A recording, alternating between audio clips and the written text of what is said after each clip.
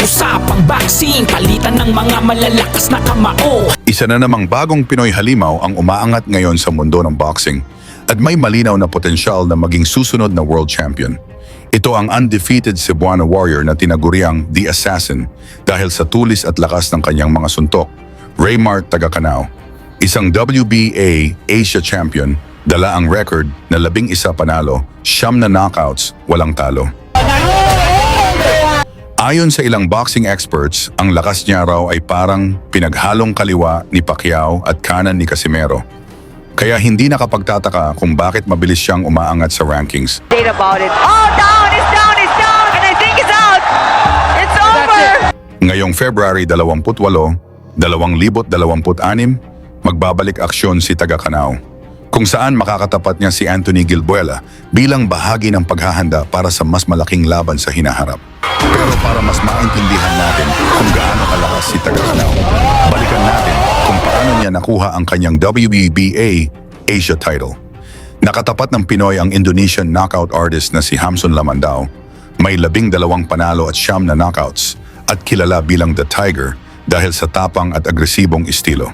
Ginanap ang laban sa Saulog Gymnasium ng PMRE Boxing Promotions.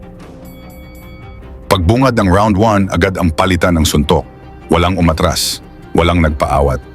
Ang ating Pinoy na si Tagacanao ay naka-blue at red na trunks, habang black trunks naman ang suot ng Indonesian.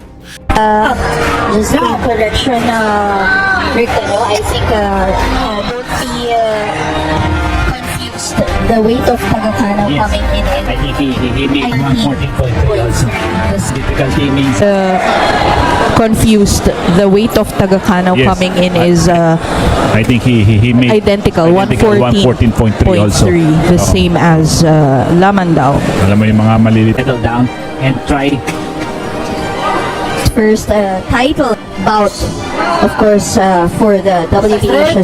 Sir Eman Asahara, hindi po misgen, we are repeating. May mali lang po yung screen pero pareho silang na-tip ang scale ng 114.3. Partner, what makes this fighting is both partners are willing to open up. Like you can see here, Raymart Tagacanao always brings excitement Wow! in the ring. What a nice exchange for both fighters. Tagacanao in a slam. Medyo may konting gigil. I think he must settle down and try inside the ring. Raymart Tagacanao does not Lamandao is not an easy opponent. Hindi, partner, hindi. But the upper went right.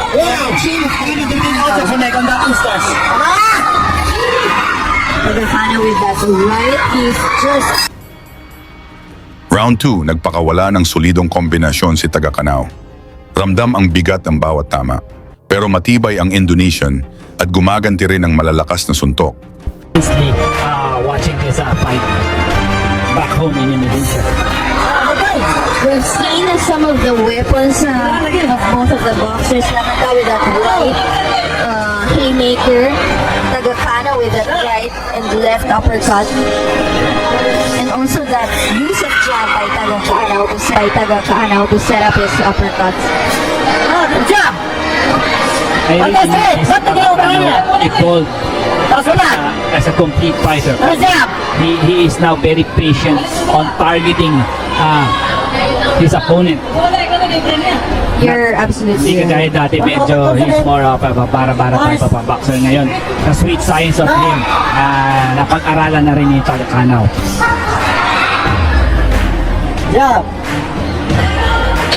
Hindi.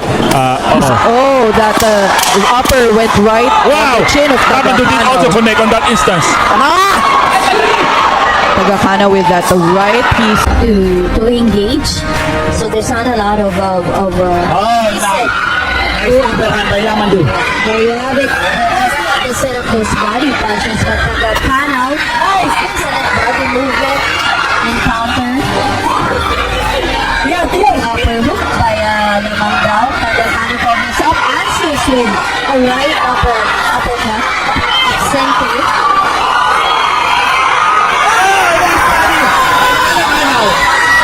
Isang matinding uppercut mula sa Pinoy. Bagsak si Lamandao. Pero nakatayo pa, nagpakita ng tibay at puso.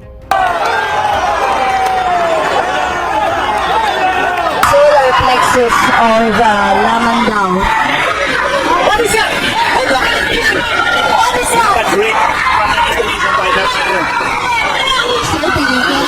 Certainly, not afraid to exchange partner.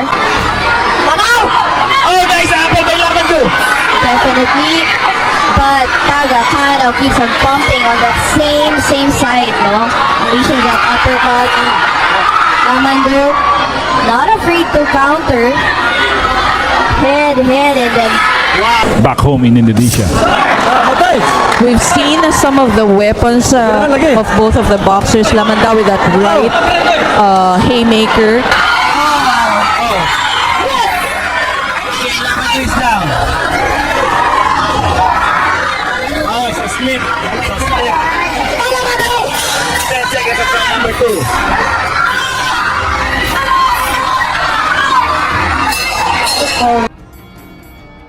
Round 3, mas uminit ang laban. Sigawan ang mga fans sa venue habang pilit bumabawi ang Indonesian champion.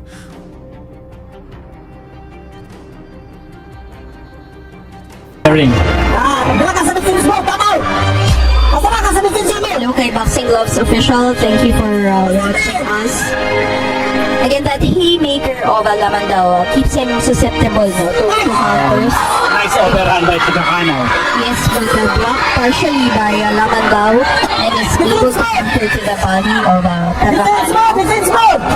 Nice! Counter!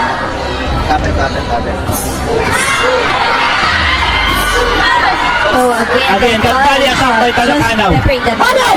Tagakano singular mission just to pepper that body with body shots. What a fight, partner. And we are just starting in it. Certainly, no? Again, don't be confused. Raymar Tagakano is wearing the red and blue trunks.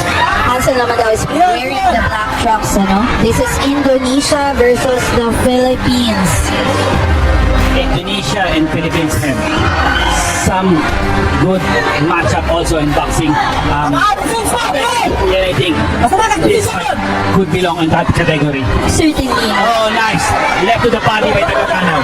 Our referee signaling to keep it a little higher for Tagakano. Oh wow, just beautiful setup for Tagakano. You see him going up To the body to by open Tagakano. up Lamandao for that body shot. A little bit wild for Raymart on that instant. Good counter. Raymart always watches out for that jab to do that counter. But the overhand did sink in for Lamandao on that instance. There you have it. Quick counter by Tagakano. Just how Jab. tough is Lamandao, partner? Oh, certainly. Yeah. And always unleashing punches and punches, 3 or 4 punch combinations by Lamandao. Keeping those hands active. Warrior from Palangkaraya, Indonesia. So if we have viewers from Palangkaraya, Stamina from this warrior from Palangkaraya, Indonesia. So if we have viewers from Palangkaraya, shout out to all of you guys. Oh, another ripping hook to the body by Tagakano and then hook up top. What a 1-2 combination and going out for Lamandao.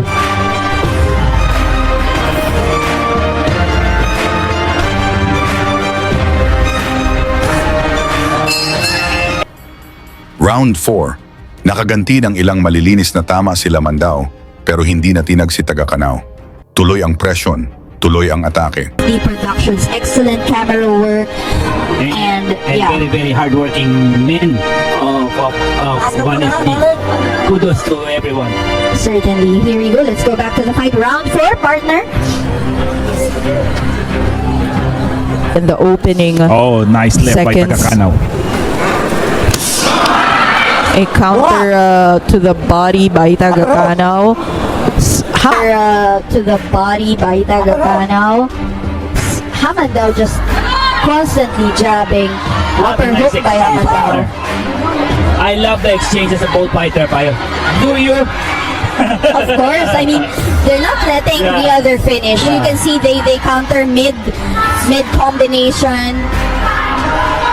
Alam mo, ito yung gusto ng mga Pinoy. This is what the Filipino fans want. That vulnerability of opening up during It was also to the matchmaker of this fight, and this event talagang magaganda, and makikita mo ang ganda ng laban na to. certainly partner. A former champion facing an up-and-coming young gun. Yeah.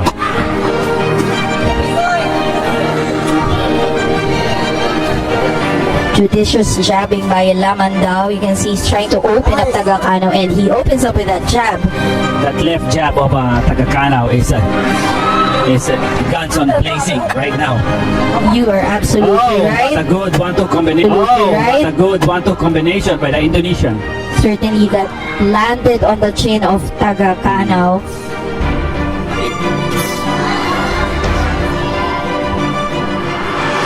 The Indonesian are showing some good footwork on round number 4. Certainly very active at the back foot partner, and he's able to unleash some pretty good combinations while backing away, no? And it's also very It's overhand by Lamandu.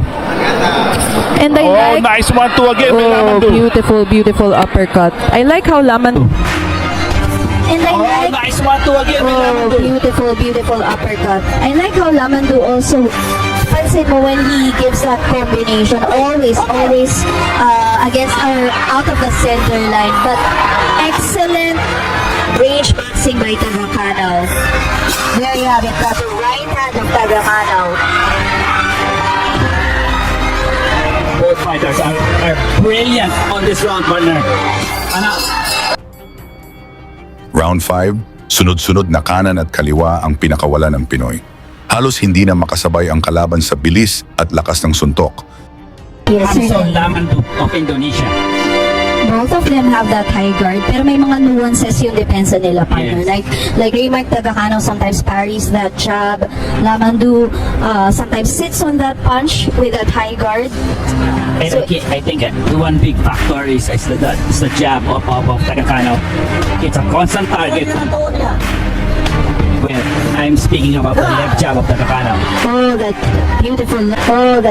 beautiful long-range uppercut by Tagakano. That triple jab by Lamandao. Again, the jab of Tagakano is making damages for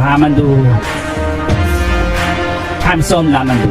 But good body movement by Lamandu to avoid that. Parang natuto na rin siya because the jab keeps on landing. So it is like punch with that high guard. And So- I think the one big factor is the jab of Tagakano. It's a constant target. Kasi kung hindi siya gumalaw, it will be a target for Tagakano. I'm speaking about the left jab. certainly, no? Both fighters are taper off a little bit on the initial of this round number 5. Yeah, this is a 10-round affair, so it's actually wise to not give it your all in all of the rounds. There are some rounds na aralin mo yung opponent, you study your opponent, you set some traps or some triggers. Kasi if you do that, if you're stepping on the gas pedal each and every round, it's gonna gas you out. I mean, we're just human, partner, no? There's just limit to our gas tank. So it's really wise for them to vary the tempo. Oh, Number 5. Yeah, this is a 10-round affair, so it's actually wise to not give it your all in all of the rounds. There are some rounds na aralin mo yung opponent, you study your opponent, you set some traps or some triggers. Kasi if you do that, if you're stepping on the gas To be the third man in the ring. certainly. Just very good distance for our referee. Just enough to see the action, but without disturbing it, no, or Yes. intercepting it. Final 15 seconds of round 5, I partner. think both boxer, sabi ko nga, medyo nagpahinga sila dito sa round number 5. And Tagakano is trying to accelerate as we end round number 5. Beautiful left hook by Raymart Tagakano right there. Pagdating ng round 6 dito na lumabas ang tunay na bangis ng halimaw ng Pinoy. and he come very prepared for this fight. He will not back down from the challenge against Raymar Tagakanaw.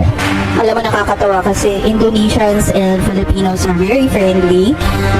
We always love to smile because you've been in Indonesia, I've been Yeah. in Indonesia. Very friendly people, but inside the ring, they have this tenacity, partner. This Warrior instinct. Warrior instinct. Tama ka dyan. We go to the start of round number 7.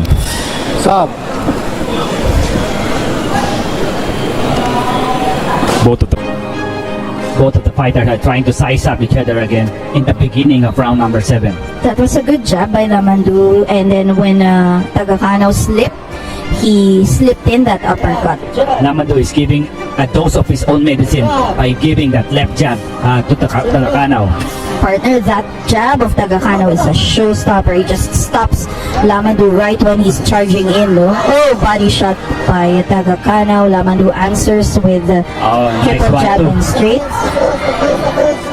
The jab is picking up right now for the Indonesian partner. He's They're back at the Tagakanaw center did of the the ring. exchange. And I like how The Indonesian Lamandu keeps it on the center of the ring. He circles out to the left to keep it at the center. He doesn't want to be cornered by Raymar Tagakanaw. Tagakanaw, that stiff jab, beautiful. beautiful. Another facet for Tagakanaw. Now he's a counter-punching boxer. From a broader standpoint kanina, he's now trying to make Lamandu commit mistake. Certainly, he's Matitinding kanan ang tumama. Bagsak si Lamandao, diretso bulagta sa lona. Agad inawat ng referee ang laban. Technical knockout victory para kay Raymar Tagakanaw. Dahil sa lakas ng tama, naisugod pa sa ospital ang Indonesian fighter. Sa panalong iyon, opisyal na nasungkit ni Tagakanaw ang WBA Asia Super Flyweight title. Ngayon ang tanong, kaya na ba niyang maging world champion? Ikomento ninyo sa ibaba ang inyong opinyon. At isama na rin kung taga saan kayo para makita natin kung gaano kalawak ang suporta ng mga Pilipino sa laban ni Tagakanaw laban sa Gilbuela ngayong February 28, 2026. Lagi niyong sundan, huwag magpapahuli. Pag-usapan ni bakbakan, balita niya at laban. Mga Pinoy na di nagpapagapi. Salamat sa mga suporta na lagi nandyan.